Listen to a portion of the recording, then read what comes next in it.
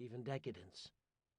This is a crazy, zany, wonderful, topsy-turvy town, sandwiched between a blistering desert and the vast Pacific Ocean.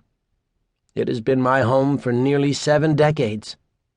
I have enjoyed a fabulous life here, ever since I put down my roots following my discharge from the U.S. Marines at the end of World War II. I love this place, and all the people in it. The story that I'm going to tell you could only have happened here. This is a gathering place of lost souls, of eccentrics, of people who don't follow the mainstream of anything. As my car purred along Hollywood Boulevard, I crossed Highland Avenue. I glanced around and realized how much things have changed since the early days. The old clanging streetcars are long gone. The shows that run in places like the Pantages Theater are very different from what they used to be. Buildings have come and gone. The sidewalk still shimmers with inlaid terrazzo and brass stars that honor the many talented people who have worked in the film, television, radio, and music industries. Where bejeweled and fur-clad women once strolled arm in arm with tall, handsome men in tuxedos, there are now mainly tourists during the day, and after sundown, drunks, drug pushers, and the homeless. I drove on for a couple of miles. The crowds thinned out until the sidewalks were empty. When I reached Van Ness Avenue, I pulled over. As Baby's face appeared over my shoulder, she licked my ear. She was curious. Why had we stopped? Her wagging tail thudded against the seat behind me.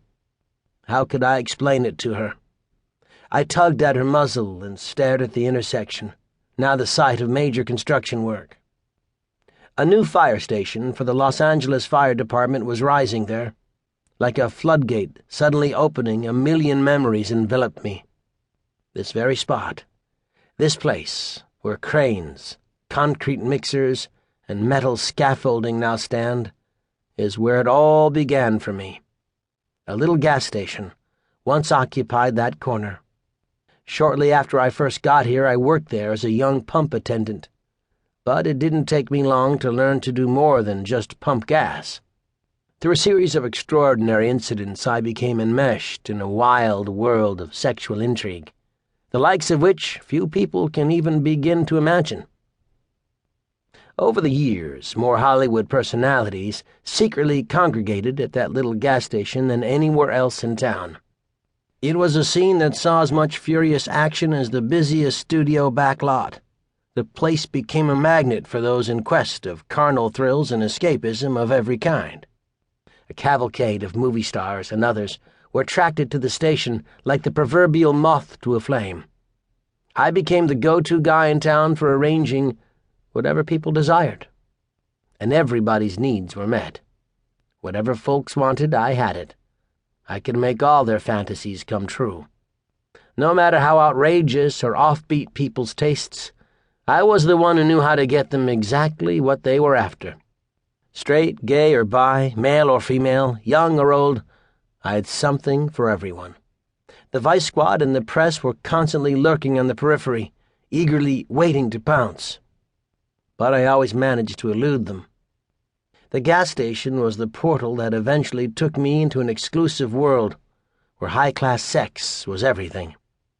I've had many occupations during my life, but, to be honest, what really drove me was a desire to keep people happy, and the way I did that was through sex. Arranging sexual liaisons for folks from all walks of life became a raison d'etre. When I first arrived here, the stars were owned by the studios, which were heavily invested in them. Naturally, they needed to protect their investments, but people still wanted to have sex, and I was there to help them get it. Also, you have to remember that there were lots of gay people working at the studios at the time. Those behind the camera could be more open in their private lives, but the actors and major directors and producers had morals clauses in their contracts, which they would have violated by being openly known as gay or bisexual. Eventually, I changed jobs. I moved on from the gas station to become one of the busiest